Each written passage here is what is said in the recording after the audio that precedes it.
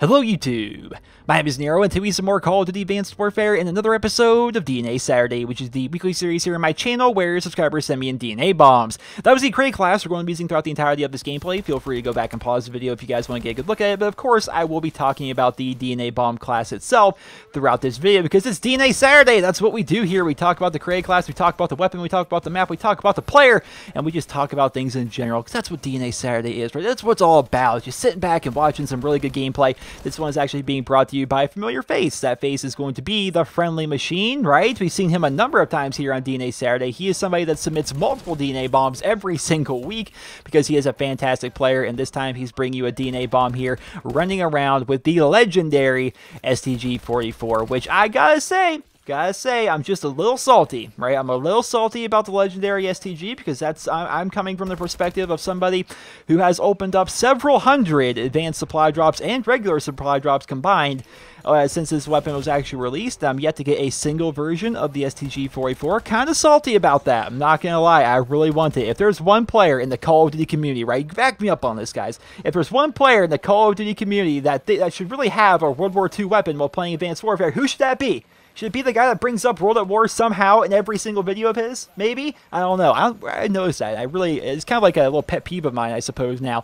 Because it seems like in half the videos I make, I in some way reference Call of Duty 4 or I reference World at War. And it's like, why do I keep doing that? Like, it's a thing I have. I don't know.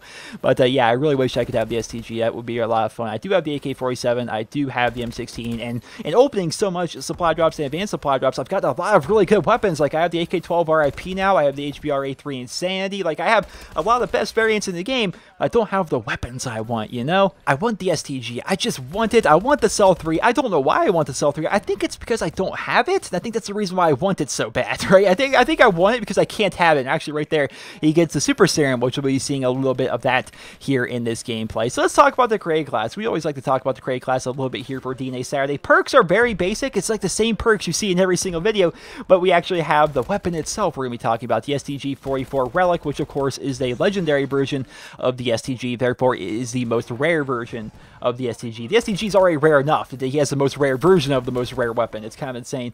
But in terms of attachments, he has the foregrip, which a lot of people recommend the foregrip. Again, I don't have this weapon personally, but in all the gameplays I see with this weapon, it does have a considerable amount of recoil because it is a World War II era weapon, and therefore people compensate that by putting the foregrip on there. So definitely try out the foregrip if you guys do have the STG. It's definitely worth your time.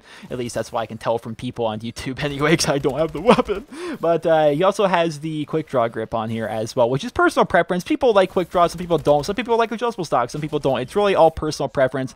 But of course, he's actually running the quick draw on here. If you want to emulate this class perfectly, you're going to need to have both of those on there. Now, for perks, he has the most basic perk setup that we see in like 90% of episodes of DNA Saturday. He has low profile, perk 1. He has blind eye, perk 2. Toughness, perk 3, along with scavenger. So he's of course using perk 3 green. And what we're seeing throughout the entirety of this gameplay as he just stomps through people is his kill streaks are going to go crazy for him throughout the entirety of this video, almost to the point of like I would be annoyed if I were him throughout this gameplay, because it's like I want the DNA bomb, right? I think his goal here, and of course he gets it, so I think it was his goal, is to stay alive as long as possible and try to get the DNA bomb. But it's kind of hard to do so and kind of hard to keep track of where you are because of his kill streaks. He has all these kill streaks just going ham for him. So throughout the entirety of the video, and I've actually had one instance in Advanced Warfare, actually I think I posted up the gameplay, it was on BioLab, where I was on a ridiculously good kill streak and I was running around just getting so many kills, but I had my kill streaks that were also getting me a bunch of kills. That I was on a 30 plus kill streak. I was getting the Unstoppable medal similar to what he's getting right now,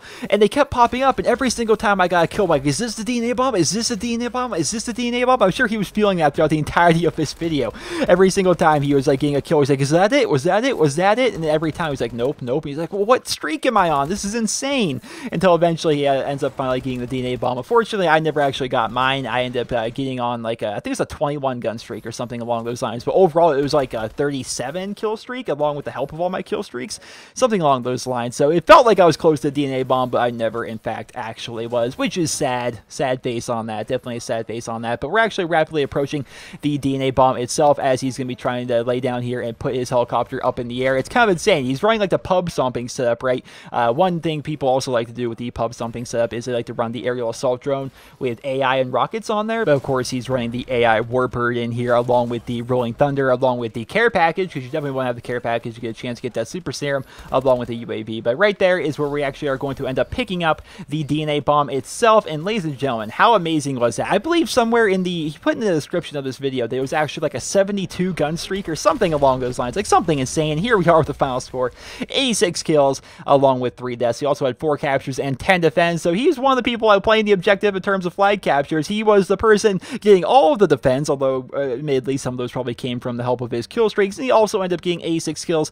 Definitely a fantastic overall gameplay, especially on Site 244, where I never really had a lot of success on this map. It was definitely one of my least favorite maps that we got with the various DLCs we've gotten for Advanced Warfare. So to see somebody do this well on this map is definitely pretty nice, and to see them do it with a World War II rifle, keeping the dream alive, keeping the dream of a World War II alive.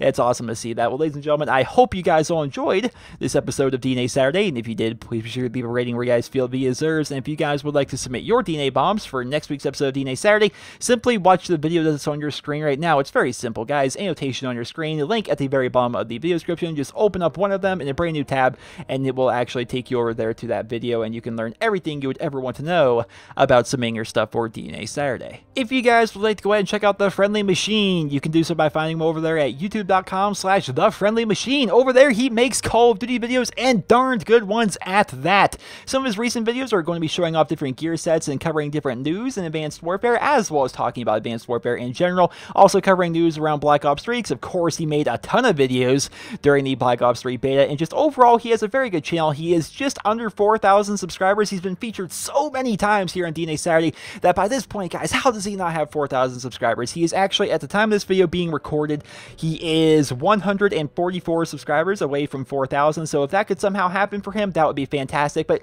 I don't want you guys just to give him like a token subscription. Go over there, check out his videos. I'm sure by checking out his stuff, you will actually find his channel acceptable, and maybe you'll become a fan, because you never know if you're going to like something until you try it out. And going over there to his channel, checking out some of his videos, maybe you'll like them, maybe you won't. Just go ahead, give him a look. If you like his stuff, feel free to subscribe. He is very, very close to 4,000 subscribers, so there are already several thousand people that like his videos.